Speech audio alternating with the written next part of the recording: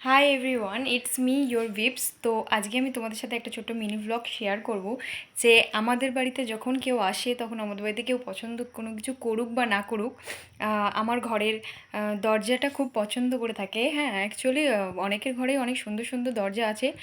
আমার ঘরে দরজা পছন্দ করে তারা কেন, চলো তোমাদেরকে দেখাই। তোমরা দেখতেই পাচ্ছ, এই যে আমার ঘরের দরজা।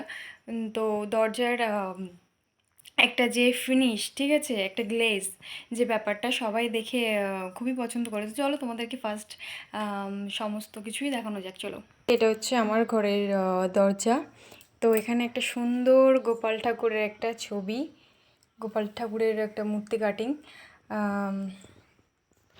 এটা কিন্তু কোনো মেশিন দিয়ে বানানো না, মানে এটা যিনি বানিয়েছেন হাত দিয়ে, মানে হাত দিয়ে বলতে যা যন্ত্রপাতি লাগে সেগুলো দিয়েই, কিন্তু এটা হচ্ছে হাত দিয়ে কাটিং করে করে করেছে, কোনো মেশিন ছাড়াই।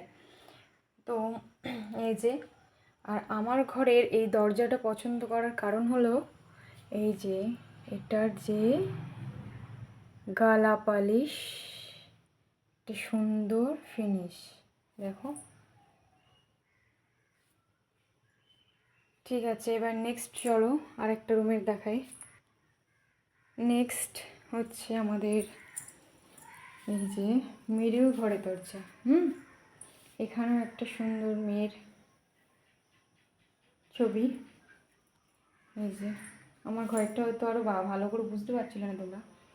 এই যে দেখো এটা কতটা গ্লেজ করছে, এটা কিন্তু প্রায় আমি শুনেছি প্রায় 1.5-2 বছর হয়ে গেছে, কিন্তু সেই একই রকমই গ্লেজ রয়ে গেছে।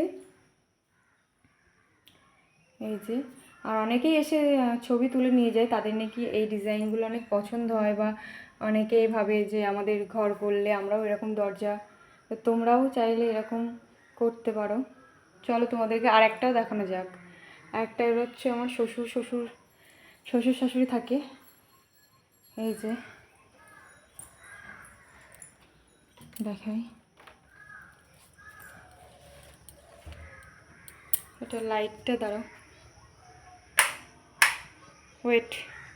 এই যে এটা তো অনেক সুন্দর একটা কাটিং রয়েছে, গণেশ ঠাকুরের ছবি। এই যে